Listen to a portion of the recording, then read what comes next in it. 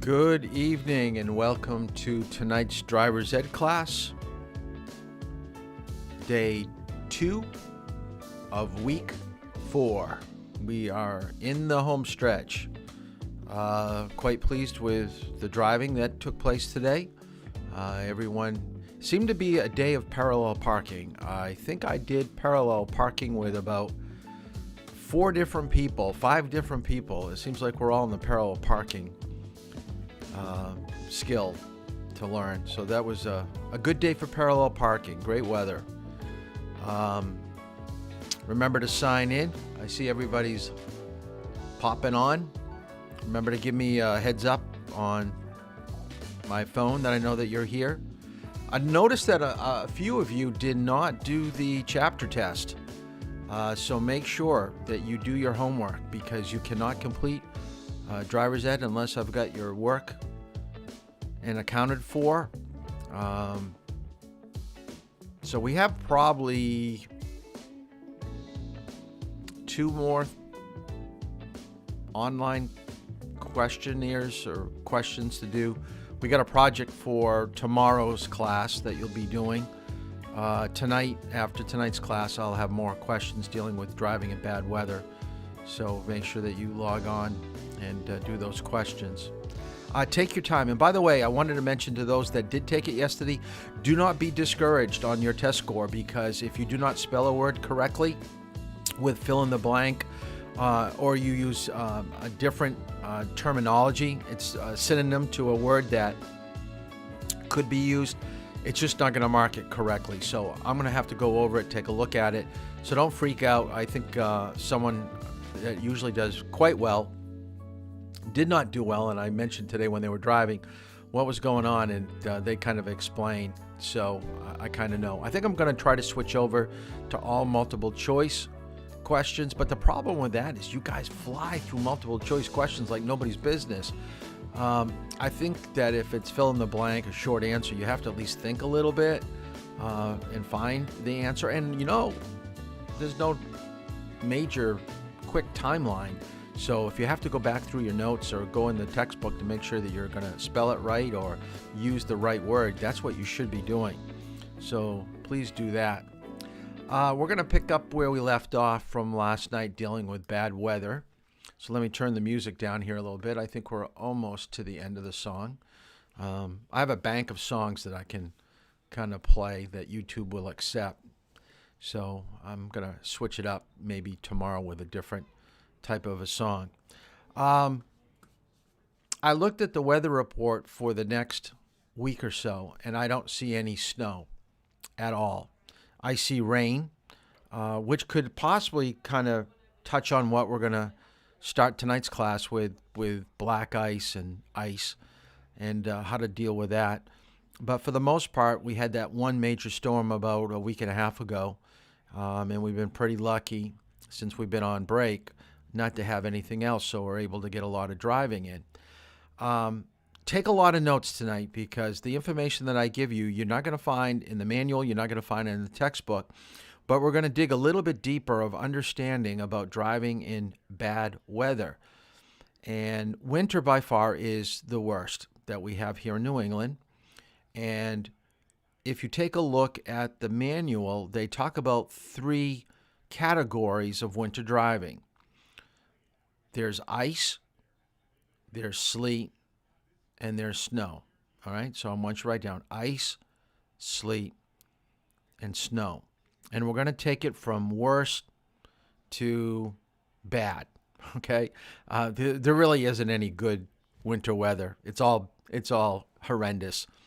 But by all means, ice is the worst. And I think we're going to encounter that later this week and the beginning of next week. Let me explain why ice is so bad. And I showed you these videos. Oh, I love this picture. I found this. I don't know where I found it. But drivers ignoring winter conditions may be subject to natural selection. That is so true. If you do not approach winter driving with a sense of caution, the weather will get the best of you. So those of you that learn from what we're talking about tonight and put it into practice, you're going to survive. You're going to do okay. Those of you that think that you're, the best driver once you get your license and you don't have to listen to your driver's instructor anymore or anything that we've covered, you're going to find out you're sadly mistaken. And you're going to find yourself in a snowbank or worse, maybe in a crash. So ice, and I basically put out some questions. So if we were in class, I would open this up for discussion and would kind of go, topic by topic and question by question. But since I'm only looking at a screen and you're looking at a screen and I'm giving you the information, I am kind of basically answering most of the questions. Now, every once in a while, I'll throw a question out to you and I want to make sure you're still listening. But for the most part, I'm getting through this material just a little bit quicker than we normally would if we were sitting in a classroom. And some of you may not really think that I kind of already know this, but I'll bet you don't, or you're not going to put it into practice. So I'm a very organized, kind of formulated type of person when it comes to my approach in driving. I kind of look at being a driver of an automobile is like being a pilot to an airplane. And they are regulated by, checking the plane, like we said about checking around the vehicle. And by the way, nobody, and I made a point today, I was going to see who was going to call me on it. Nobody asked, Mr. Toll, we talked about PSI, checking it inside the vehicle. Where can I find it on the car? Nobody asked about the tire gauge and checking PSI inside the car. Okay, call me on it. Okay, I wanted to see who was really listening in class and was going to bring up what we had talked about. So maybe tomorrow my drivers will. Let's see if someone will take advantage of their drive time and take a look at inside the car and the tire pressure. Well, anyways, back to ice, okay? It is found on the road, okay? Ice is different than sleet. We're going to talk about sleet in a moment, but ice is formulated by frozen water on the pavement.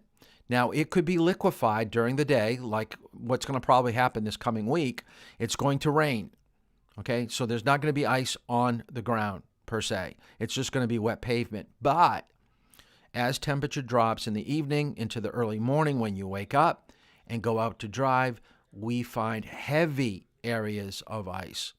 Now, what I want you to write down, the term black ice basically means that the water or moisture on the road takes on the resemblance of actual pavement. It disguises itself as being normal. The road looks normal. Why am I sliding? Why am I not able to stop like I normally do? There's a thin layer of ice on the pavement, so we call it black ice.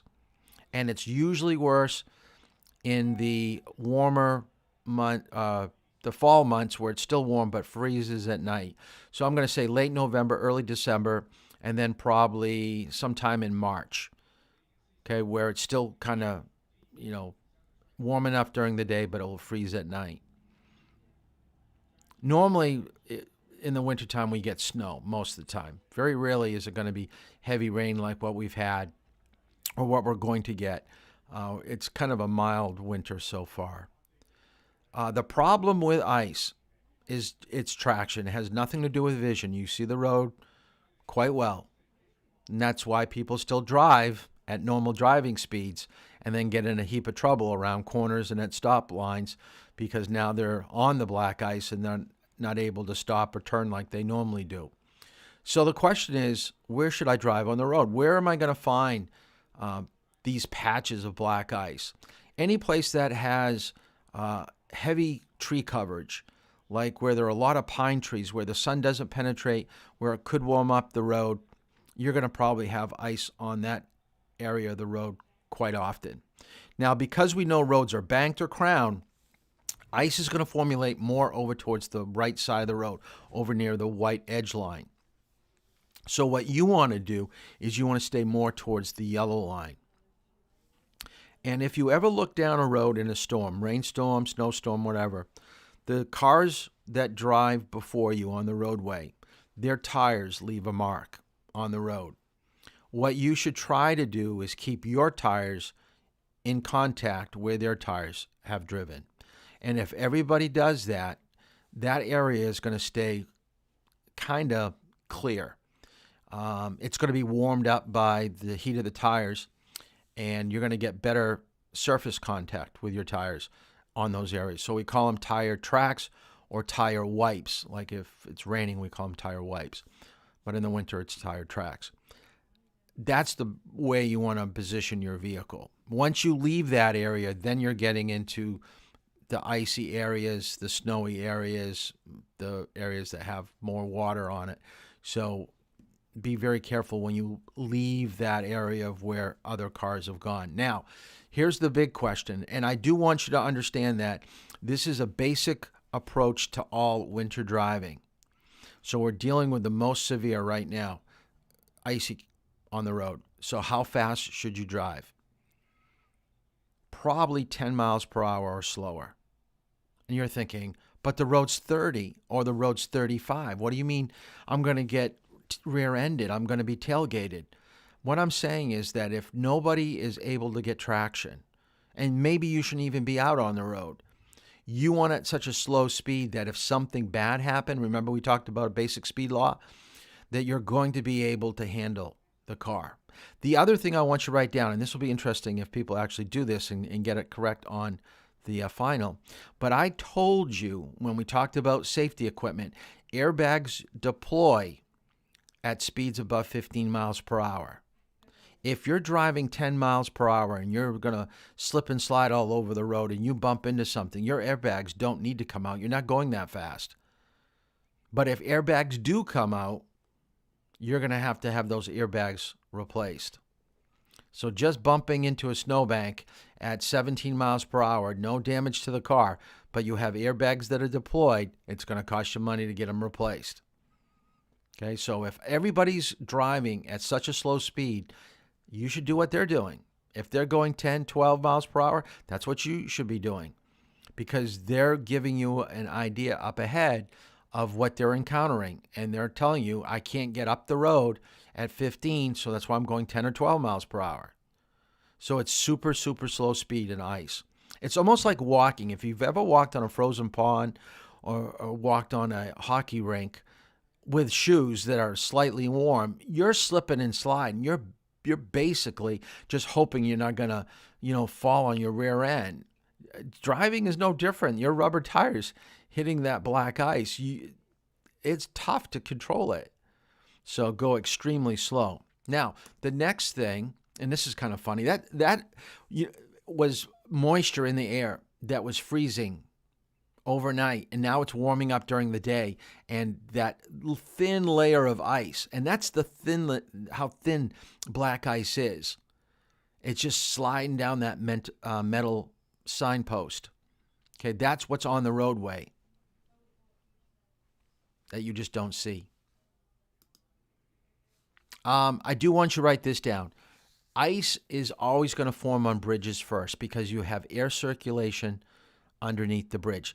Normal roads don't freeze over for a while until we have some heavy cold temperatures. Like right now, what we're going through, the ground is pretty much frozen. But in November, you get the thermal heating of the soil. So even though it's cold, outside, the ground is going to be just a little bit warmer than what you are. But because of the air circulation, and bridges are made out of metal, and then they put pavement on top of them, that metal is going to hold and conduct lower cold temperatures for longer periods of time than if that road was just regular pavement on dirt. So let's talk about sleet. How does it differ from ice? It's the same thing. It's just that it's falling from the sky. So it's going to probably be either a rain or a mist. And I've heard the term, I think it was a couple of weeks ago, I was watching to the news, and they talked about a fog ice or fog freeze. And I never thought about that. Fog is moisture in the road. So if it's foggy out and then the temperature drops even more, whatever that moisture of that fog is, it's freezing on your car and it's freezing on the pavement. Have you ever noticed, think about this.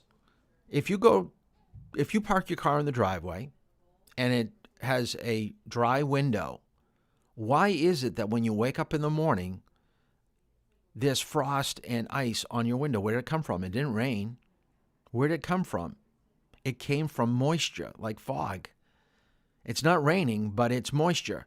And then it freezes on surfaces, especially glass and metal. That's why you've got to scrape your window, even though it didn't rain. Okay, it's a heavy frost. So it comes from the air. So it's a traction vision problem. It is a vision problem because you do have to scrape your windows. That's why it's important to defrost your windows. And where should you drive on the road? Look for the tire tracks. Look for the tire wipes on the road. Now, your speed can be slightly faster than driving on ice because the thickness of sleet is usually thinner than the thickness of ice, and it's going to thaw a lot quicker.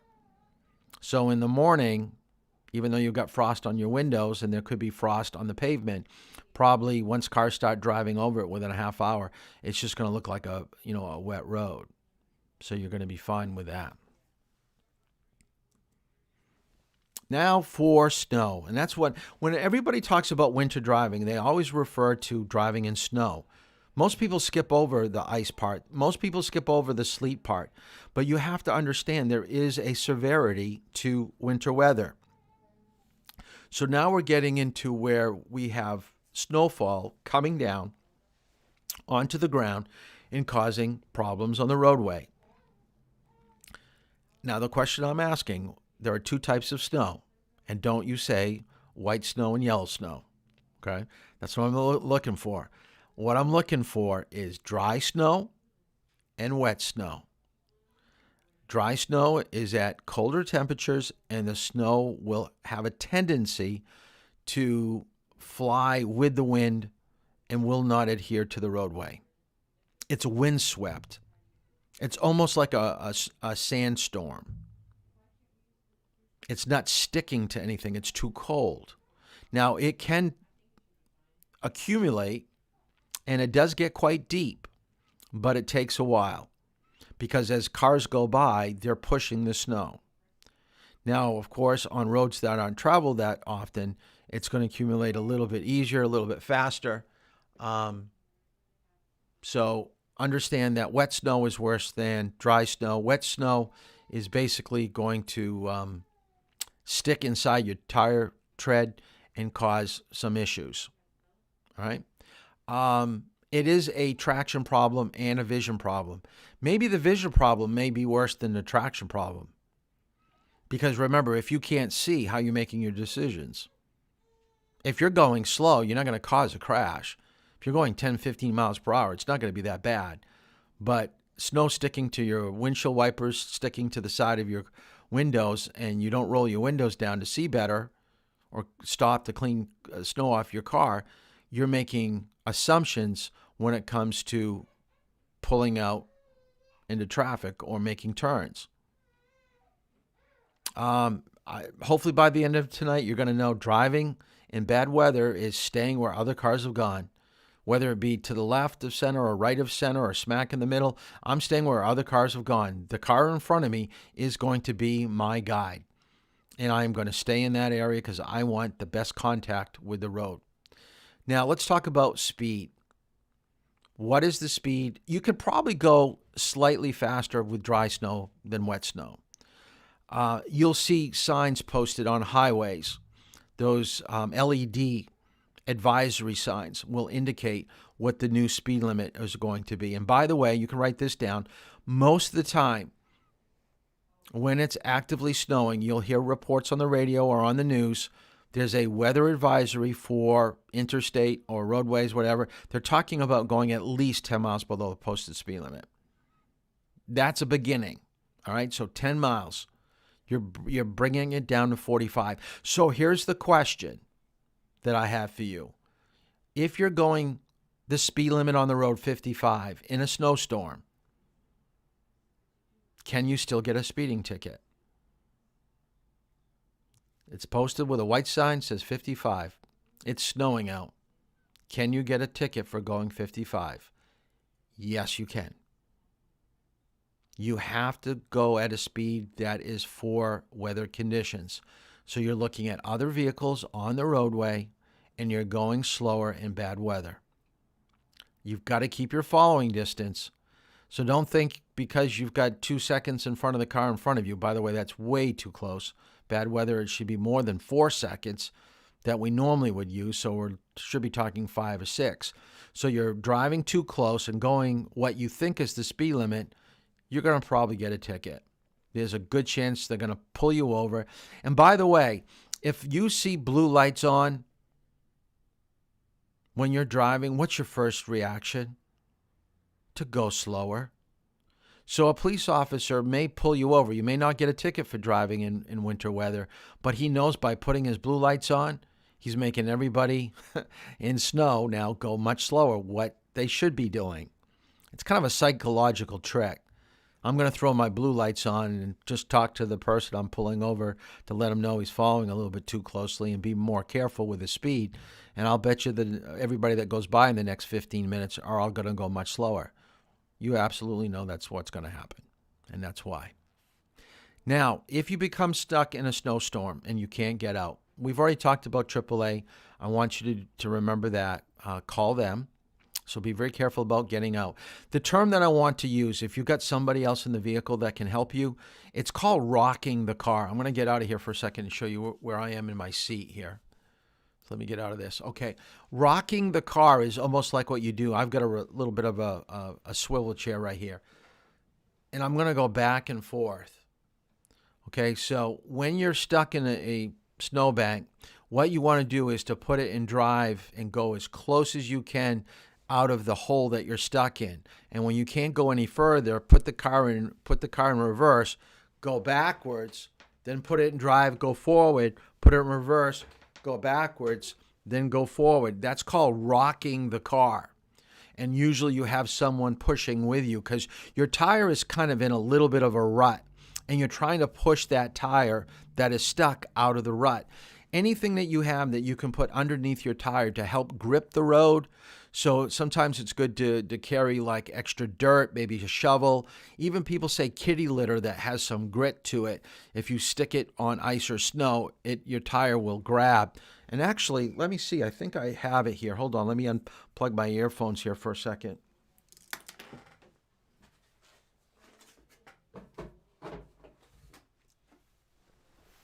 Okay, this is the best thing for getting stuck. Man, this is all messed up, but I'll pull one out if I can. It's called a traction mat. So write down traction mat. I don't know if I can get it out.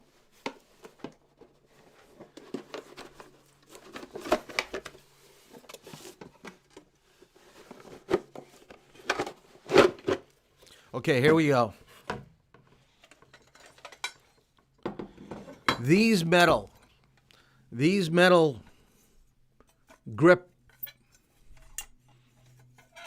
metal grippers go underneath the tire. Okay? And see if I can get it out right. There we go. Now I got it up right. So there you can see the little lip. That's where the tire goes. And it just goes underneath the tire. And your tire just goes right on top of that. And you're able to get out of the worst ice and snow ruts that you can imagine. I'm going to have to try to fix this after class, but let me put this away.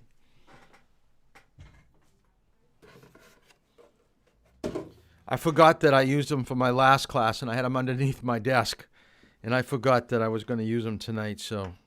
But it's really a great thing to use. You can get that at most auto stores, so I would look for that or Google it. Traction mats, how to get out of a bad area that is causing your car to get stuck. Oh, and the other thing about walking in snow. Once your body is covered with snow, you take on the resemblance of what the environment is. So you're always supposed to be facing traffic. That way, if people get too close, you'll be able to jump out of the way. But be extremely careful walking in a snowstorm because people's vision is bad because of the snow accumulating on the windshield. But you also take on the resemblance of snow. So you kind of blend in. They don't even know that you're there. So a lot of pedestrians are hit in snowstorms, not, intentionally, of course, but because drivers didn't know that that was a pedestrian. A lot of times they'll say, I heard a noise, but I thought it might have been an animal or something. If you hear a loud thud or noise, I know you don't want to stop in a snowstorm, but if it's pretty bad, it could be an animal, it could be a person. So I would investigate. I would try to find out what actually happened. So be careful with that. How bad is extreme snow conditions? This is actually photoshopped, okay, but it does give the illusion that, snowbankings are so high, it's over the top of a vehicle. Snowbanks can be extremely high depending on where you live. Now, this next picture is actually real. This one is Photoshop, but my son-in-law lives up in Presque Isle, Maine, and that's way, way up north of Maine. And look at this picture. That is a semi-tractor trailer. And look at the snowbanking off to the left. It's almost to the very top of the truck. So you're looking at least 8, that's probably 8-9 feet. Okay, that is very high. So when you get to the end of the road and there's a stop sign, you're not going to see that well. You're going to have to inch out. And while we were talking about tire wipes, tire tracks, where this picture was being taken, you don't have much traction. That is snow-covered roadways. So if you're trying to brake right now, both tires are on packed snow. Now, the tractor trailer, on the other hand, it looks like he's got a good portion of the road that is somewhat bare for him to get some traction. So his side of the road is a little bit better than your side of the road. So take that under consideration when you see up ahead. There is no tire wipes or tire tracks. Go just a little bit slower. Some of the things that I would recommend is get a feel for the road. I took some of you out to a parking lot to do that, to get a feel what ABS feels like. What is it like to accelerate real quick and not get traction? Remember, don't spin tires. Stopping distance, I would write this down, is going to be at least 3 times. It can be even longer. So if you need to stop up ahead a traffic light or a stop sign, you're going to be braking well in advance. Early fall, I would change my tires out to something that is an all-weather radial tire, or put on snow tires that have little tiny spikes, and those little tiny nubs on the rubber are going to actually grip the road. It goes into that snow, that compact snow that we just saw, and it does give you better traction. Now, you're not supposed to drive down roads with tire chains, and tire chains go around the tires. Tire chains are okay to get out of being stuck in a snowbank or in an area that you're not getting any traction, but you're not really supposed to drive any long distance with that. So just remember, tire chains is for just getting out of a bad situation, a snowbank. Know what ABS feels like? So I would go into a parking lot next snowstorm, tell your parents you're doing some research on what it's like to get control or lose control with the vehicle. And I don't mean do anything really, excessive like doing, spin outs and stuff like that or drifting. But you should, get a feel. I forgot who I was driving with, but I think we had a young person that came up next to us and started to spin out, trying to show off about what it's like to lose control and get control of the vehicle. I forgot who I was driving with, but I think it was one of you. Keep your vehicle in good driving condition. That means windshield washer fluid. Make sure that you've got coolant in your radiator so you don't, it doesn't freeze up. Make sure that the defroster is blowing heated air. Make sure that you've got things in your trunk in case you get stuck. Second point here is warming up the vehicle. Make sure you have a scraper. Keep your windows clear. I warm up my car probably 10 to 15 minutes before I head over to Durham to come pick you up in the morning. By the time I get to Durham, the car is pretty warm. But when I get in my car at 7:30 to head over to Durham, it is pretty bad. Carbon monoxide poisoning is a problem with winter driving, especially if you're backing up or we get a heavy snowstorm and you're warming up your car. If your tailpipe is not visible, you need to dig out around it because the exhaust is going to back up into your passenger compartment. And carbon monoxide poisoning is so dangerous, and it can basically take place within like 20 minutes to a half hour, which means that you may not know that it's happening to you because you feel tired, you feel a little nauseous, like a little sick. So those are feelings that you normally would feel, okay, on a bad day. But it does kill people. So it does happen more so in the winter during the day. So crack your windows if there's a question whether that the tailpipe is blocked or not. But most of the time, just kind of dig out around and make sure it's not happening. Okay, let's see driving in bad weather. Looking for a new car or truck? TheAutoChannel.com has the most complete and up-to-date pricing, vehicle specifications, and reviews.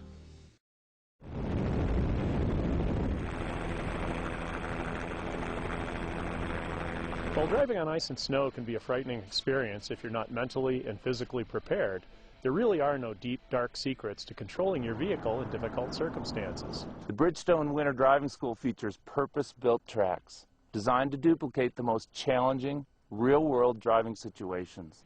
It is critical to clear all snow and ice from your vehicle, including the roof. Snow left on your roof will quickly obscure the rear window, and when you begin to drive, large chunks of flying snow can block the vision of drivers beside or behind you. To steer smoothly and correctly, place your hands at the 9 and 3 o'clock position on the steering wheel. Keeping your hands on opposite sides of the steering wheel allows you to steer through a corner efficiently and precisely. Do not attempt to deflate your tire to gain a bigger contact patch with the road surface because this will only lessen the performance of your tire. Only a properly inflated tire offers maximum grip. Also, remember tire pressure can change according to the outside temperature. Tire pressures drop 1 psi for every 10 degrees in temperature drop. Also, check your tire pressures regularly to ensure proper inflation.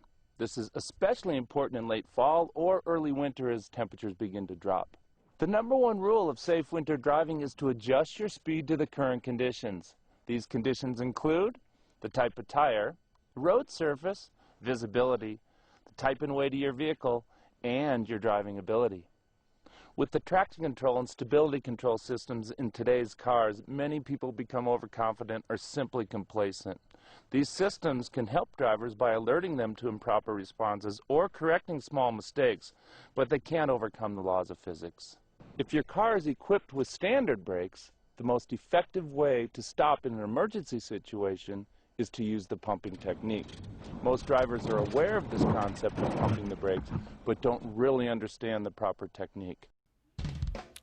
So that is a winter weather school, and we actually have, I think, 3 here in New Hampshire. I used to have a pamphlet. I should try to make a PDF out of the pamphlet, and I'll try to, maybe the last day of class, I'll try to get some information and give it to you. It's an additional cost to take a class like this, but some insurance companies will help pay for it, or once you complete it, they'll give you somewhat of a discount on your insurance because you're trying to, better your skill and knowledge about driving in bad weather. And we're just basically touching on some of the key points that they would cover in class. So they actually take you out like they showed you and have you put the car in a skid, do more than what I can do in my car. And here's the other clip about driving in bad weather. Looking for a new car or truck? There's also ice. Ice on a roadway isn't like ice in a glass of water. You don't necessarily see it. If it's a sunny day, you can have glare on the road and it just appears that the roadway is wet when actually there is ice on the road, and it can catch you by surprise. If you have to drive on ice, slow down to a crawl. When it's freezing or near freezing, be extra careful on bridges, overpasses, and streets shaded by trees or buildings. These areas tend to freeze before the rest of the roadway, and they're the last to thaw out. If it's icy and you approach a curve, slow down before you get to the curve. If you suddenly slow down or speed up while turning, you will go into a skid. Like ice, snow can be deceptive too. Once it starts to pack down and then you have temperature changes where it melts some, freezes, melts some, freezes, then you end up with that icy condition again. And yes, you can see it, but it can still be very deceptive in terms of how slippery it'll actually be. Again, it's essential to slow down. If you're driving in packed snow, cut your speed to half of what you'd normally drive. To increase traction, use snow tires or tire chains placed over the tire tread. Whether you're driving in snow or rain, the American Automobile Association gives 7 tips for safer driving. 1.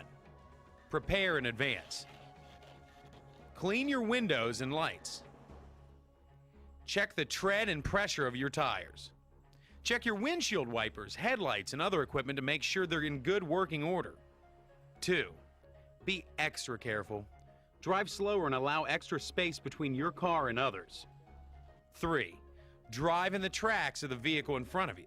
Since those tracks are drier than the surrounding pavement, they provide better traction. 4. Give plenty of advance notice to other drivers. If you plan to turn or slow down, let other drivers know early enough so that they have time to react safely. 5. Be alert. Watch for pedestrians trying to get out of the weather. 6. Keep your low beam headlights on. This helps you to see better and helps others to see you. And 7. Ease your way into turns or curves, avoiding any sudden starts and stops. A few tips for when you and bad weather meet out on the highway. The other thing that I forgot to mention about getting out and driving in bad weather, you should have a basic understanding of the vehicle that you're driving, because some of you have 2 or 3 cars at home, and when you go from car to car, you have to have a basic understanding. Am I driving a rear wheel driven vehicle? Am I driving a front wheel driven vehicle? Or maybe I have a 4-wheel drive or an all-wheel drive. Depending on the wheels that are propelling you, making you go forward, will have a great influence on how it's going to grip the road and handle bad weather. So a car with rear wheel drive compared to a car with front wheel drive will drive differently in bad weather and how it responds to these slippery surfaces. So make sure that you're familiar with the vehicles that you're driving.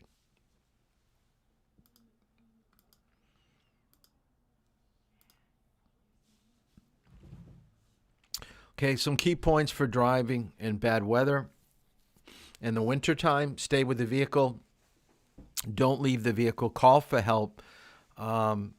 It's much better to stay in your car, the safety of your vehicle. Try to park in a parking lot, driveway. Don't leave it just off to the side of the road. That's where your plows are coming, where other cars could be driving, and if they lose control, it's very easy for them to run into you. A red flag, like we talked about with driving emergencies, is universal for a car that has no electrical power and that you need somebody's assistance. If you do run your vehicle, just run it long enough to keep it warm because you don't want to waste fuel, meaning that you only have a half of a tank, but you went off the edge of the road and you went off the road 30, 40 feet. People can't see you. Well, you don't want to use all your fuel up in the first 3-4 hours. You could be there for 12. So run it long enough to stay warm and then turn it off and then run it again when people start to feel cold. Be careful about letting people go to sleep because it could be carbon monoxide poisoning. So crack the windows a little bit. If you have blankets or anything in the car, I always keep gloves, a sweatshirt or stuff. I don't think I've got a blanket in my car anymore. Sometimes I do, sometimes I don't. But all these things are just planning out in the worst case scenario if something bad happens. Don't let people fall asleep if you're running the engine for too long, because it could be carbon monoxide poisoning. And always have a charged cell phone. Make sure, and I'll tell you this, I've always been adamant that 3 things should happen when a young person is out driving in bad weather. They should always call their parents and let them know that they're going to be out on the road. Like, Mom, I'm leaving, Billy's house. Okay. The second thing is always tell your parents how many people are in the car. Why? Because in case their parents want to know where they are. I've got, I got Jimmy, and I got, Brett, and I got Seth. I got 3 people in the car besides myself. And I'm going to bring each one home, and I'm going to take them home in this order. So if you ever have any problems, your parents are going to know, oh, he went to Seth's house first, then he went to Brett's house, then he was going to Billy's house. So they can kind of retrace the steps or the driving, route that you took. So tell them that you're leaving, let them know how many people are in the car, and let them know the route that you're taking. That way, if anything happens to your phone where it dies or you got bad coverage, they're going to have some idea of possibly where you may be, and we can find you. Driving in fog, most people go, that's not really bad weather. My car's not going to slip and slide in fog. You're right, you're not. But you're going to have a hard time seeing. So if you can't see and make reliable choices, then you're going to have a disadvantage about being out on the road. So fog is a vision problem.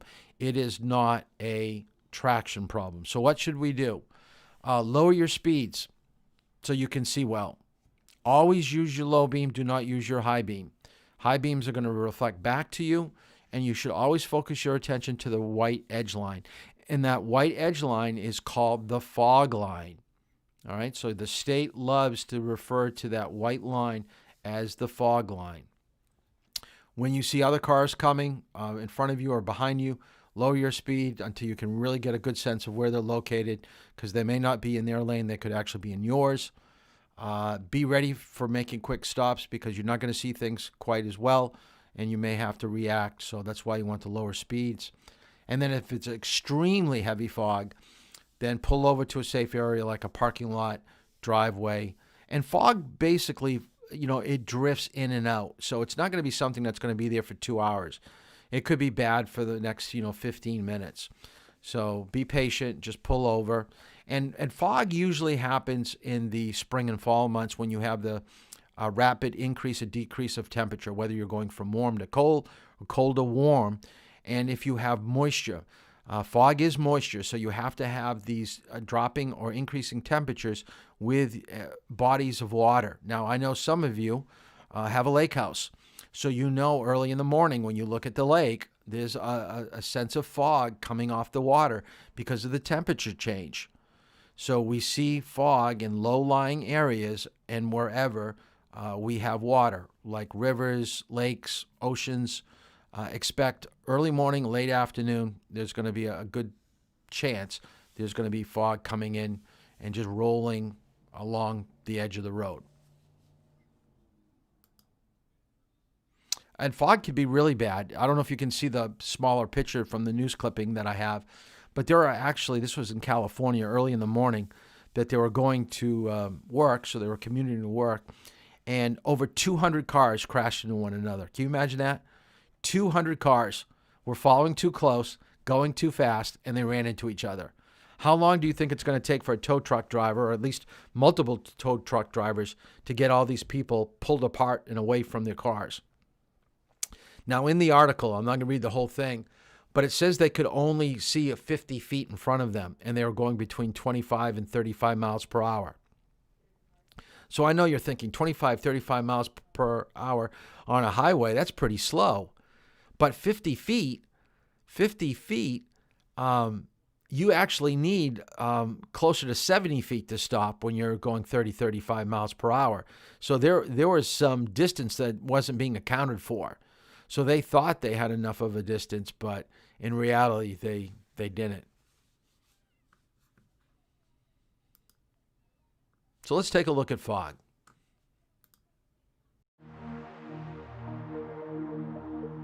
Fog is considered the most dangerous of all driving hazards. The best advice for driving in fog is don't. It's simply hard to see what's around you. If you must drive, then slow down and turn on your low beam headlights. The low beams help you to see and help others to see you. Driving instructor Zandrea Baldwin emphasizes to use low beams, not high beams. If you have your high beams on, the glare is going to come back toward you from the fog. The fog is pretty much like a light, and if your light is shining against the fog, it's going to glare back into your windshield, and it could actually cause temporary blindness. Because of the reduced visibility, it's vitally important to slow down and stay slowed down. Also, use the right edge of the road as a guide rather than the center line. This can help you to avoid running into oncoming traffic or from becoming distracted by oncoming headlights. And don't be too proud to ask for help. Get your passengers involved. Have the passengers help you out, checking blind spots and things of that nature for you. If the fog gets really thick, signal and pull off the road to a protected area. Then wait for the fog to let up. While pulled over, turn on your emergency flashers to make your car more visible to others. A final note, whatever you do, don't stop in the middle of the roadway, no matter how thick the fog is. That almost guarantees that someone will hit you from behind. Again, it's best not to drive in the fog at all. If you have to, stay alert. I'm Katina McHenry. So you can see it's more of a vision problem more than anything else. Now, I'm going to talk about 3 types of bad weather that we don't encounter that often here in the Northeast. When we're talking about learning to drive, we focus mainly on our particular region, but we shouldn't skip over if you ever move or have a chance to maybe go to school and college to another part of the country. You're going to encounter other types of weather that we just don't have here. Now, we do have high winds. We don't have sandstorms, but at times we may have hail. We don't have hail a lot, but it hails quite often in the Midwest. And sandstorms are more towards the southwest of the country. So I'm going to show you a couple clips of what it's like to drive in these 3 situations, okay? So the first one is high wind. Now, high winds, and I'm not really sure of what the wind speed is, but I'm going to probably say it's in the over 110, which is pretty high. And most of the vehicles that I show you, you would say, wait a minute here, how can a tractor trailer blow over? If they don't have any cargo, that's just cheap aluminum to keep the vehicle relatively light. So it's got a high center of gravity, and that long trailer acts like a mast of a sailboat, and it just hits that wind and blocks that wind, and the wind is powerful. It will move you, even in a small car. Your car will move, a couple feet, a foot or two in a high wind situation. So watch what happens here on the highway.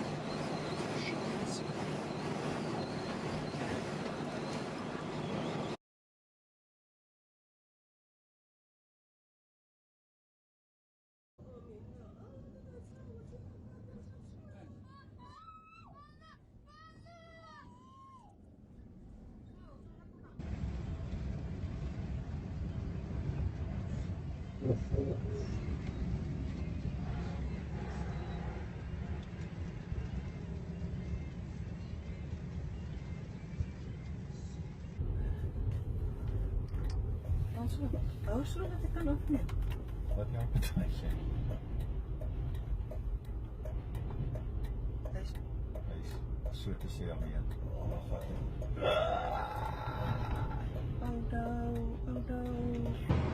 So you get the point. High center of gravity, no cargo.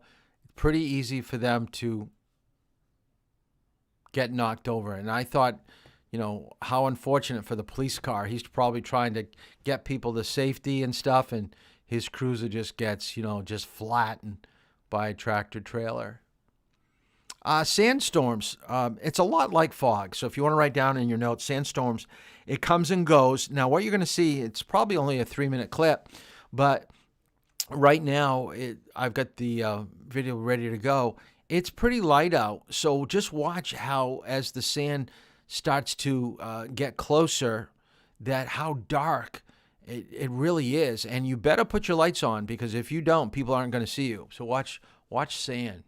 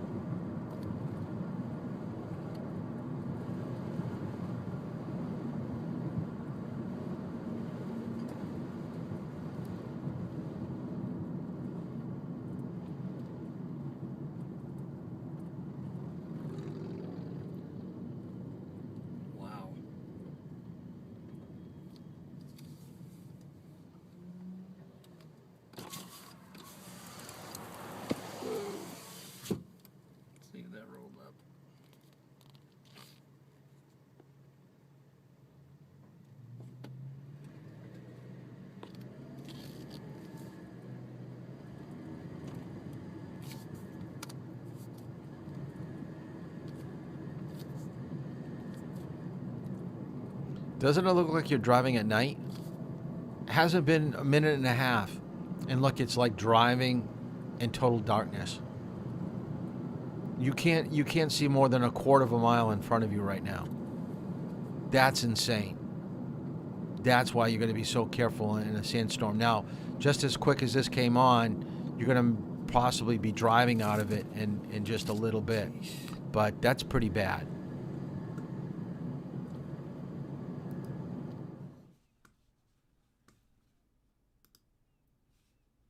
The next one is hail.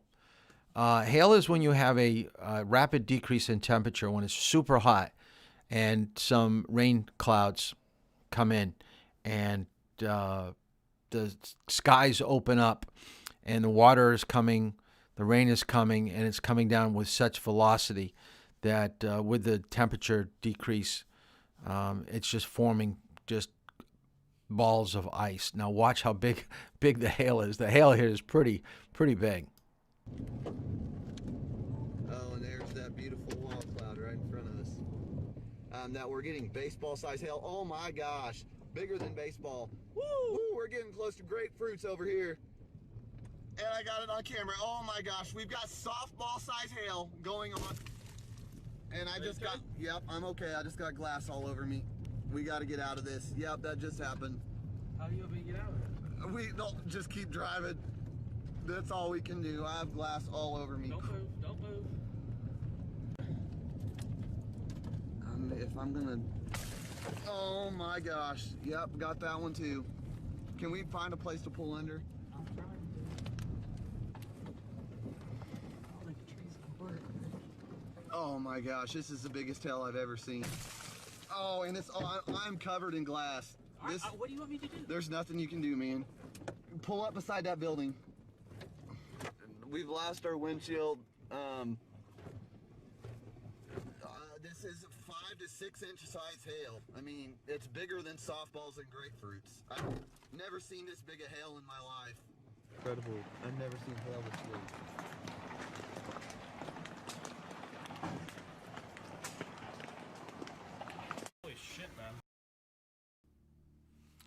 That's pretty bad, and you can see that the windshield is just, you know, annihilated.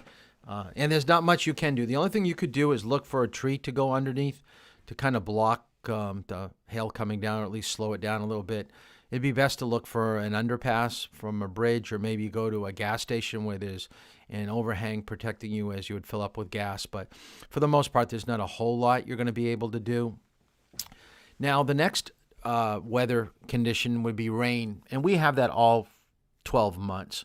So we know that rain is going to be a traction problem, or I'm sorry, it's more of a vision problem. A lot of people think it's always going to be a traction problem. We drive in rain all the time, all 12 months, and no one really slips and slides and goes all over the road.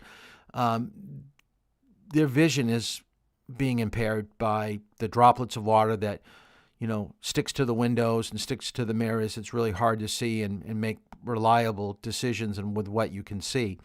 But if there's water on the pavement that is thicker than your tire depth, there's a chance traction could be a problem. But if your tires are inflated correctly, you've got good tires, the water will be pushed away from the surface of the road, and you're going to get traction, and you're not going to have a problem. Now, if it is a traction problem, it's probably because you're going too fast.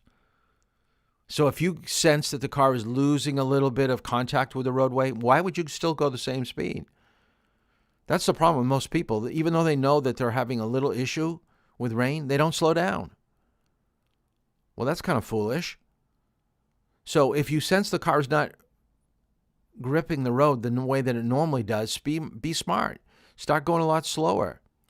Now, rain can be dangerous in the summertime, especially when it starts to fall and it mixes with, there's grease and oil dropping off every single vehicle. If you ever take a look at a parking lot or a stop line or a traffic light, there are little patches of black oil that's dripped off vehicles. So when that oil mixes with a little bit of water, you could slip a little bit. Now, you're not going to go total out of control, but your car may slide, 6 inches to a foot. So if you're driving too fast, that can be a little scary, especially when you don't want to get too close to somebody. So be very careful about that first rainfall, okay? In the fall time, when leaves start to fall and accumulate on the side of the road, once they start piling up and getting moisture and getting wet, there's a good chance when you go around a corner, you're gripping the top layer of leaves, but the bottom layer of leaves is still grabbing hold of the road. So that's when you're going to have that sliding, that slipping sensation when you're driving. Headlights should always be on. By the way, in Massachusetts is the law that you have to have your headlights on when it's raining. New Hampshire doesn't have that right now, but we may go to that. Maine's law is that if you're using your wipers, you've got to have your headlights on. So snow, rain, whatever, headlights on in bad weather. Try to signal and brake ahead to give people a chance to deal with what you're trying to do. You don't want to sneak up on them with a late brake or a late directional, because that could just throw them right into a skid. Know the difference between a pothole and a puddle when it's raining.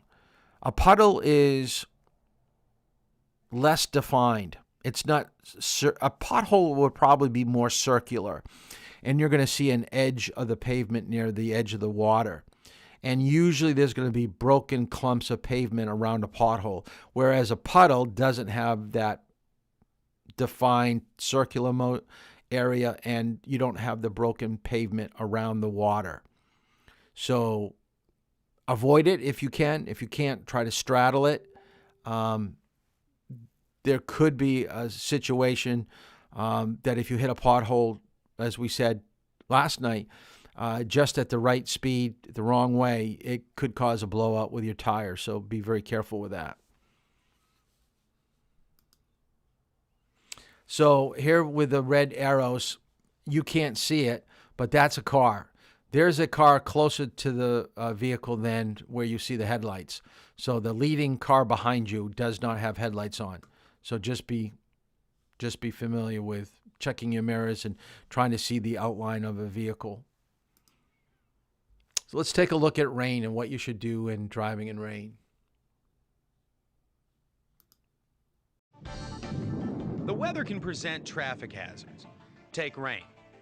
It's a hazard from the moment the first drops fall. This is when rain first mixes with oil and dust on the pavement. It's very slick. This is what happens. The dirt and oil float to the top of the water. So tires ride not only on the slippery surface of water, but also directly on the even more slippery surface of oil and dirt. It's no wonder so many crashes happen just after it starts raining. Eventually, dust and oil wash away, but plenty of hazards remain. Rain, especially heavy rain, limits your ability to see. It's hard for you to see what's going on, and it's hard for other people to see you. In addition to making it difficult to see, rain keeps roads slippery. Traction becomes a critical issue, and hydroplaning, a real danger.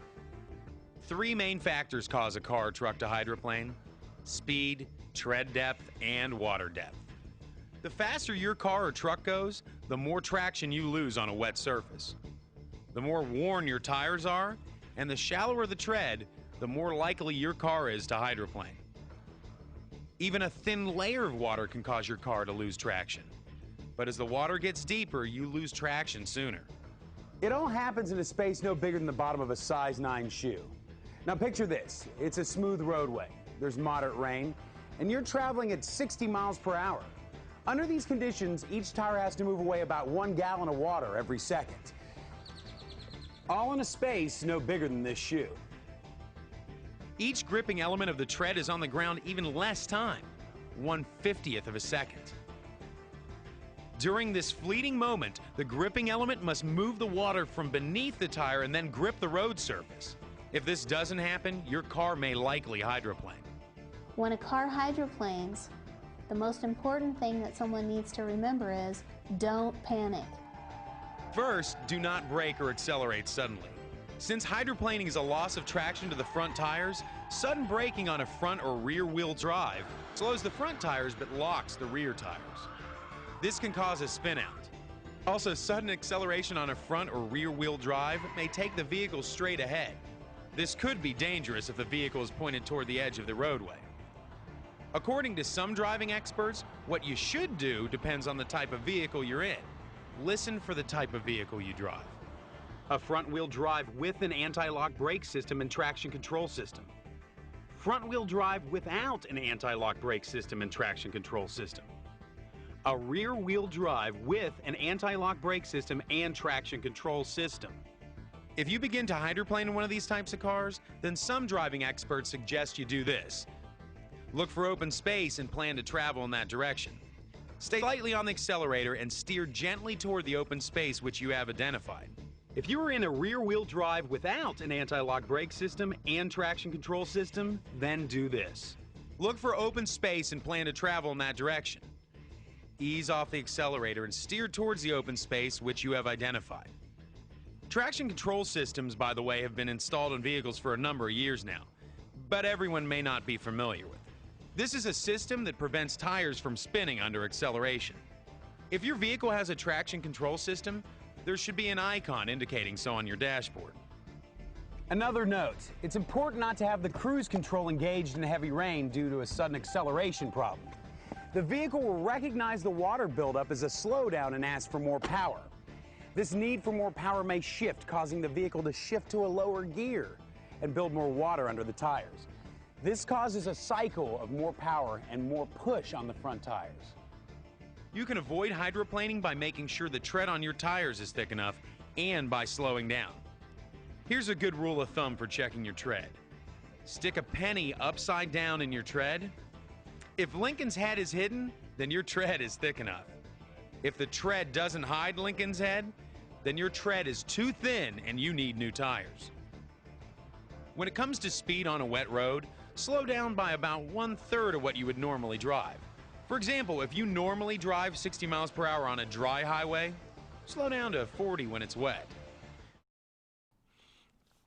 Rain isn't as bad as what people make it out to be. So when you hear the word hydroplaning, which means water and losing contact with the roadway, it really only happens if you're going quite fast. So it usually begins at speeds above 35 miles per hour, and your tires probably have to be in pretty bad shape. Now, they gave you the the indicator of using a penny to gauge whether your tires are at the right tread depth. So from Lincoln's head to the top of the penny is 2/32 of an inch, and that's what's required to pass inspection here in New Hampshire, is a tire depth of 2/32 of an inch. So if you see water on the road and it's kind of streaming, just go slow. Try to change your position in the road if you basically can. And hydroplaning, if it does happen, it's a lot like skipping a rock on water. So you can't brake, you can't accelerate, you can't steer. So once your car grips the road, whatever you're doing with the pedal or doing with your hands, the car is going to react in that way. So what do you want to do? You want to reduce your speed when you know that you've got that standing water, running water on the pavement. Get away from puddles. You don't want to go through puddles. The car's going to pull into it. You just don't know how deep it's going to be. Water can work its way up into the engine, install the engine. Keep your tires maintained well. So if they're worn, replace them. Keep them inflated correctly. Try to keep your car pointing in the direction you want to go if you think hydroplaning is going to take place. Take your foot off the accelerator, because remember, the weight of your vehicle and the mass of your vehicle, the size of your vehicle, will start to slow you down. So if you don't, afraid of using your brakes because you think, I'm going to hydroplane if I brake too hard, well, just let go of the gas pedal. Just let the weight of the vehicle slow itself down. Once you think that you're hitting or gripping the roadway again, that's the time you use the brake pedal and try to bring the car under control. Nighttime driving, and the state does require that you do at least 10 hours with parents at night. I know that when you drive with me from 4 to 5, it's getting close to nighttime, and actually it is. I'd count anything between 4 and 5 as nighttime driving. So you start to accumulate those hours, so make sure that you do that, the 10 hours there. But what we have found and why driving at night is so dangerous is that we've got 3 categories of people that have a difficult time driving at night. And with these 3 categories, we're finding that more people are having fatalities, dying at night, than they do during the day. Basically because they can't see and they're going off the edge of the road, or they're rear-ending cars, or pulling out into intersections because they don't see cars. So the 3 categories of people that we have are people that are just plain out fatigued, tired drivers. They're actually falling asleep at night. So you're driving at 11 o'clock, 1 o'clock in the morning. That's not a time that you're normally up, usually, at least most people. So your body's telling yourself, go to sleep. So you're nodding off while you're driving. I know that sounds crazy, but it happens. The other group of people are older people because of bad reflexes, bad eyesight. They're making unreliable decisions at night. And then the last category would be your young driver. And that's the person that's driving too fast, that they can't see the road well enough to handle any emergency. So most young people drive too fast at night. So with night vision, you should have decent night vision to drive. Overdriving your headlights, you can't stop within the distance your lights illuminate. That's the definition of overdriving your headlights. And by the way, put this in your notes, and I don't have the video loaded in. I'm going to have to show it to you sometime later because New Hampshire Wildlife gave it to me. More animals, at least wildlife animals, not domesticated animals, but more wildlife animals are hit at night than during the day. For one, they're searching for food. They think it's a little bit safer being out at night. But by the time they roll into where your headlights are illuminating the roadway, you don't have the stopping distance that you need. And the headlight glare freezes the animal, so they just stop. And you can't swerve or you can't brake to avoid them, and that's why you're hitting them. And that's why you see them off to the side of the road, because that's where they freeze or they try to get off to the side. They try to move a little bit. But very rarely do you see them smack dab in the middle. More animals are hit off to the side near the white edge line than during the center line. I don't know if the state's testing you on what your headlights shine anymore, but I put this in this from the old manual. High beam shine 350 feet, low beam shine 100. You can see that your high beam shine much further, almost over a football field, actually. So be very careful about following cars or having cars come up behind you. High beams do blind people at night, so make sure that you are courteous and dimming your lights if they're on. And the law for having your headlights on is a half hour. And you do need to know this for the final, by the way. I will test you on this. So make sure you have this written down. A half hour after sunset to a half hour before sunrise is when you need to have your headlights on. So what does that actually look like? It's not a time. It's not like 8:30, 9 o'clock. It's just when the sun goes below the horizon, goes beyond the tree line, it will be dark enough for you to require headlights. And as you know, if you've ever stayed up all night long, it gets light before you see the sun. It gets kind of, a little bit dim, and then it gets brighter and brighter and brighter till the sun comes up over the tree line, the horizon, and then you don't need lights anymore. So that's what you need to know for headlights. I don't think I have driving at night, the video for that. Let me see. I do not have the driving at night video. I don't know why I didn't put that in. So let's talk about driving at night. The glare from cars coming up behind you, you need to adjust your rear view mirror. So what that means, there's a little lever underneath your rear view mirror. You basically just flip up that lever and it takes the reflections away from your eyes. If you're on the highway and you're getting blinded by headlights in your side mirrors, kick your side mirrors out a little bit away from the side of your vehicle, and that will help take the glare from the side mirrors away. Look to the right edge of the road like we talked about with fog. So driving at night, same thing. Don't focus on the center because you may drift that way. You want to look to the right so you stay more to the right. Fatigue. Let's talk about this just a little bit because I find that most young people don't think it's a problem until they get their license and 2 or 3 years down the road. Then they realize they're having a problem because you guys are the age group that loves the energy drinks. And what happens with getting that boost of caffeine in your body, after a while it wears off and then you crash and then you get really, really tired. I wish that I could see all of you right now like a regular Zoom meeting, but I always find it interesting when I'm teaching a class and I can tell when someone is extremely tired because their eyes are starting to close and their head is starting to droop a little bit. Let me get out of here for a second and let me show you.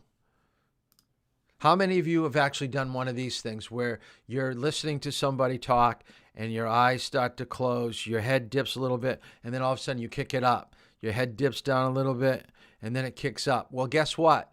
When you're driving, you think you'll never do this, but I'll tell you, you will. Okay, you're driving, and all of a sudden your eyes close for a second, and then you open them up. The problem with that is that each time you close your eyes when you're driving and you open them up, the next time you do it, it's slightly longer. And it does not take too long for a car now that when you start to fall asleep or drift off, that your hand is going to start to pull on the steering wheel to the right or to the left. I'll tell you a true confession. When I was in college, so this was before I was a driver's ed teacher, I fell asleep behind the wheel of the car. I had been up for 32 hours straight. And I was driving home from college in Maine. I went to school in Maine, and I was coming back to Rochester, and I drifted off. Now, luckily, I went off the right edge of the road and into the soft shoulder, into the bushes. I didn't go across into the center line. But you don't think it's going to happen to you, then you're going to be a prime candidate for it to happening to you. So what do you want to do? You want to have a plan of action. I should have pulled over. I should have gotten some sleep. I shouldn't have been driving at that point.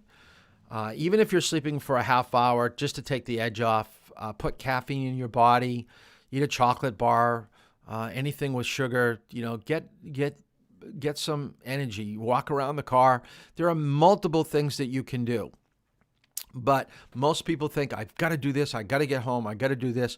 I don't know how many of you have had parents that have driven all the way to Florida. That seems to be the parental rite of passage, is you've got to take your kids to Disneyland, Disney World, and you've got to drive, massive amount of hours without any rest.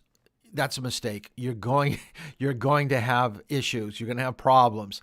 So find the best thing to do is to get rest or to find another driver that is rested and kind of switch off. Now that's kind of tough to do when you're the only driver. So kind of think things out, like I said before, get to sleep, for a half hour, get the caffeine or whatever, but be smart because you never want something to happen to you or to other people when you're out on the road. Now, NBC did a study of college students, and I found this clip. So I'm going to show you the clip that I have here for fatigue. I think you'll understand what I'm talking about. Back at 7:44 this morning on Today investigates a serious hazard facing young drivers that is often overlooked. NBC's senior investigative correspondent Lisa Myers is in Bethesda, Maryland with details. Good morning, Lisa. Good morning, Meredith. We're talking about driving while tired. We've all done it, but experts say it's particularly dangerous for teens. Fatigue is a factor in at least 100,000 crashes every year, and most of those involve young drivers who get behind the wheel when they're drowsy and never make it home. I sit and I replay that night over and over and over again, and I thought, I'm just so close to home. I can make it. That night, Rusty Burris was 18 years old with a bright future. But driving home from his girlfriend's house, his life changed forever. I knew I was tired, but I didn't really feel that I was that tired. And driving home, I got just a mile from home and fell asleep at the wheel. In seconds, Rusty's car drifted off this country road and rolled over. The impact crushed his roof and his spine. Rusty would never walk again. I've fallen asleep and crashed my car one time, and that's all it took. Experts say every day, millions of teens are dangerously tired when they get behind the wheel. More than a third of teens say they drive drowsy on a regular basis, and more than half of all fatigue-related crashes involve drivers under 25. It's a huge problem, and it's probably bigger now than it was in the past. Tom Balkin is president of the National Sleep Foundation. He says adolescents go through changes in their circadian rhythms that make it nearly impossible for them to fall asleep before 11 p.m. Combine that with early morning classes, after-school jobs, and late-night socializing, and it's easy to see why teens are chronically sleep-deprived. The average college student needs about 8.5 to 9.5 hours of sleep. Virtually none of them get that. In fact, they average 6 hours of sleep per night. So how can fatigue affect their driving? Today's show, how may I help you? To find out, we set up an unscientific experiment with 3 Today Show interns, Patrick, Meredith, and Brian, all college students who habitually drive after not much sleep. Last summer, I was driving tired almost every day. When it's final season, there's no sleep. That's when the drowsy driving starts to kick in. For our experiment, we kept our kids up for an entire night, no naps or caffeine. Experts told us that would simulate the level of fatigue students typically suffer after a week of insufficient sleep. You don't want to hit a cone. Then we brought them here to the Skip Barber Driving School in Connecticut, where with safety instructors by their side, we put them through 2 road tests, a tight, twisty loop, and an emergency lane change. We're testing today their ability to instantaneously react to an unexpected situation. Hitting any cones would be the equivalent of a crash in the real world. The day before, all 3 had driven these courses wide awake and aced them. I haven't hit any cones, and I think it's not that hard. I feel pretty confident. Once you got the hang of it, it wasn't that bad. But watch the difference when they're drowsy. Our kids swerve wildly through turns, hitting cone after cone after cone. If that had been a real-world situation, he would have had a pretty violent crash. Inside the car, you'd never know it. Even as they crash, our drowsy students remain slack-jawed and dazed. Patrick clearly is giddy. He almost seems drunk. In many ways, driving drowsy is very much like driving drunk. We showed the video to Tom Balkin, our sleep expert. He says drowsiness, like alcohol, can severely impair a driver's reflexes, judgment, and awareness. Should parents be as worried about kids driving when they're too tired as they are about them texting while driving or driving drunk. Absolutely. Especially, he says, on long, boring roads like the one where Rusty crashed. So we also tested our kids on this monotonous 2-mile track, each driving it for half an hour. At first I thought I did okay. You know, I thought I was in control. But their dead stares tell a different story. Balkan says these are signs of a dangerous condition called microsleeps, where your eyes stay open, but your brain is falling asleep. And this is the kind of situation where anything unexpected actually could throw them. Like these surprise cones. We put them up on our kids' final lap to simulate a stopped car or a person unexpectedly in their path. Before the test, we made sure an alert driver could easily stop in time. But watch our drowsy kids. Whoa! They're so disoriented, they barely hit the brakes. Whoa, okay, that was fun. I just killed somebody, didn't I? Imagine if that cone had been someone's pet or child. After I sat there for a minute and realized what I did, that's a tough pill to swallow. That was an eye-opener because that thing that you never know is going to happen that will just come out of nowhere. That's what you have to be prepared for. And if you're tired, you might not be.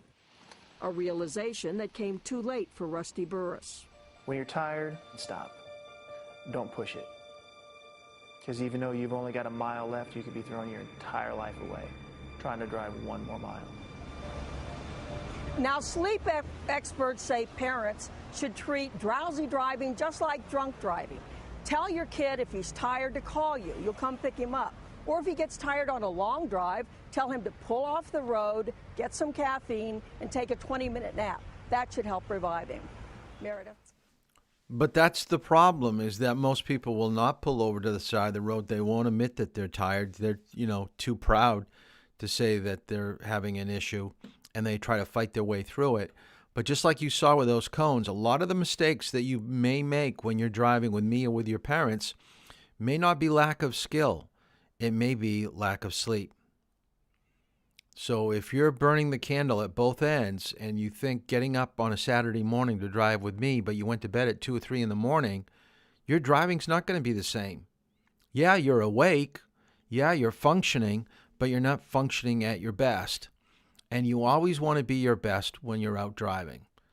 You don't want to settle for 75% of who you are. You want to be in the best possible shape, or get someone else to drive.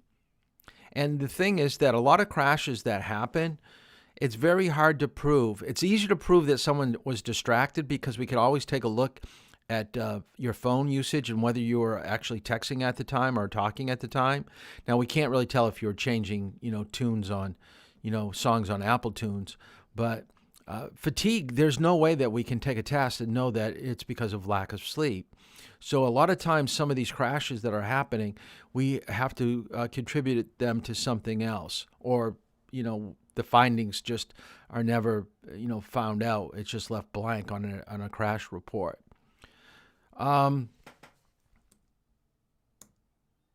Fatigue can be as bad as drunk driving. We saw that in the video, so just make sure you have that in your notes. You basically almost look like a drunk driver because you go slower, you're way over the right, you kind of swerve a little bit. The other thing is technology. If we know we have a problem, if we can't fix it physically with the individual, telling them to get more sleep, then can we do something maybe with the car and suit cars with technology that will detect when someone isn't picking up a pedestrian, isn't braking when they should be braking. And it's amazing the technology that we have out there that will help us if we're a little bit slow on our reflexes or picking up things that are happening out on the road. So I found this to be a little interesting, so I'll show you this.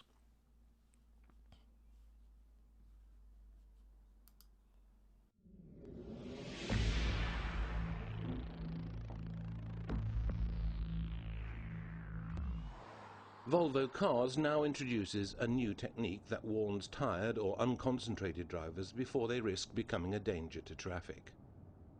This is world news that will save lives. The new technique, that is called driver alert control, is based on a camera and a number of sensors that read off the sidelines and other markings on the road in order to discover whether or not the driver is tired and unconcentrated. Simply explained, the technique is based on how the car behaves on the road. A control unit stores the information and then makes an assessment as to whether the driver should be warned by means of an audio signal. Driver alert control is a system that analyzes the driving behavior of the driver, and if it detects that the driver is unconcentrated or tired, it alerts the driver. Tiredness-related traffic accidents are a global problem. In the USA, the National Highway Traffic Safety Administration estimates that 100,000 traffic accidents per year are caused by tired drivers who fall asleep at the wheel. Of these accidents, 1,500 people are killed and more than 70,000 injured. Volvo's new technique is therefore welcomed with open arms. We think it's great that the automakers are putting this kind of technology into vehicles. You know, we're seeing things like drowsy driver alert. We're looking at efforts to mitigate the collisions, that is, apply the brakes before they happen. This is very good technology, we hope. Ultimately, we'll be doing research on it to see just how well it works in real crashes. The problem with tired and unconcentrated drivers is the same in Europe. And at the Swedish Road Administration, they are convinced that this new technique will both reduce the number of tiredness-related accidents and save lives. I think as a complement to crash prevention or crash injury prevention, which industry has worked with for many, many years, to complement that with an accident reduction in those modern systems is a very positive trend that we see. A huge amount of research lies behind the driver alert control, and several studies show that distracted drivers cause up to 90% of all traffic accidents.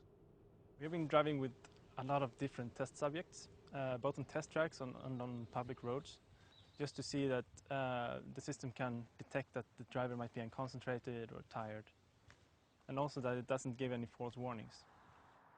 In the USA, a quarter of all accidents and a third of all fatal accidents on American highways as a result of single vehicle accidents and frontal crashes are caused by temporary distraction. This new technique also offers a system that warns the driver if the car crosses any of the road markings without any obvious reason. The system, called lane departure warning, could be able to reduce this type of accident by between 30 and 40%. Volvo Cars now also has a solution to reduce the problem of rear-end collisions. Rear-end collisions represent 1/3 of all reported accidents, and in more than 50% of cases, the driver has not braked at all before the collision. Collision warning with auto brake can mean the difference between a serious accident resulting in severe personal injuries and a minor consequence for all involved. We have a camera and a radar which looks upon the area in front of the car and recognizes vehicles in front of the car, and through that data it takes the decision whether it should warn the driver or if it should warn and brake for the driver. In this case too, the system is based on a camera and a radar that warns the driver, and if the driver doesn't brake, then the car does it itself. Researchers are in agreement that it is by means of preventive safety measures that traffic accidents can be radically reduced. We know that there are still a lot of crashes that occur out there. Vehicles have improved a lot in the U.S. over the past couple of decades, yet we still have over 40,000 deaths in motor vehicle crashes each year. And you know, one of the things that we would hope we can do is to begin to prevent some of the crashes before they occur. Most of our success so far has come because we've improved the crashworthiness of vehicles. Once you're into a crash, we now know a lot more about how to protect you in there. But if we could just prevent the crash from occurring, that would really help a lot.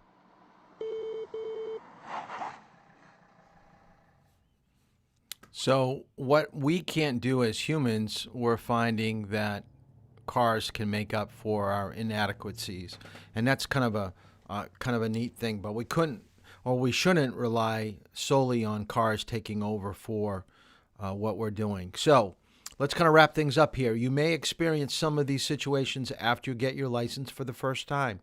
So I can't take you out and drive with you in every single type of weather condition that we have. Neither can your parents. So you're going to find yourself in some of these situations from yesterday or today where you're going to encounter these things all by yourself. So know your driving skill. Know what you can handle and what you can't. Don't be a hero. So if you should wait a day before you drive to school while the roads get plowed and you get some bare pavement, that might be your best case. Start out a very slow, easy drive in bad weather, like for 15, 20 minutes, and then get it up to a half hour, then an hour. Don't try to, take on big chunks of time and expose yourself, because eventually it may get the best of you. So always the best practice is decide on caution. And even though a crash may not be your fault, it will still affect you physically and emotionally, where every time you see a car, you think they're going to hit you or something bad's going to happen. It's pretty traumatic. I mean, because you see things in your mind that may not be there after a crash. You think that there's a car ready to get you around every single corner. So what I'd like you to do for tonight is to log in to the remote Facebook page. In about 5 to 10 minutes, I'll have the questions to driving in bad weather. I think I did. Let me check.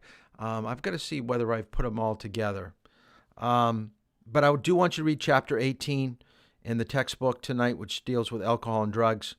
And I want you to change laws that are in the state manual. So look at what the laws are for drinking and driving in the manual. I can't tell you what page it's on, but there is a section on alcohol in the state manual, and I want you to take a look at what they're telling you that you can't do, and I want you to come up with your own laws on how you would fight the problem of people that are drinking and driving or drugging and driving, because that's what we're going to spend all tomorrow on. So that is it for tonight. I'm going to go to the Facebook page and see if I can find the questions. If I can't, then I'll post it and I'll tell you that we'll do it at some other time. But I don't know if I grouped bad weather with another subject, so I'll have to check. Well, we'll see you tomorrow for those of you that are scheduled to drive. And if not, we'll see you tomorrow night here at 7:30. So good night.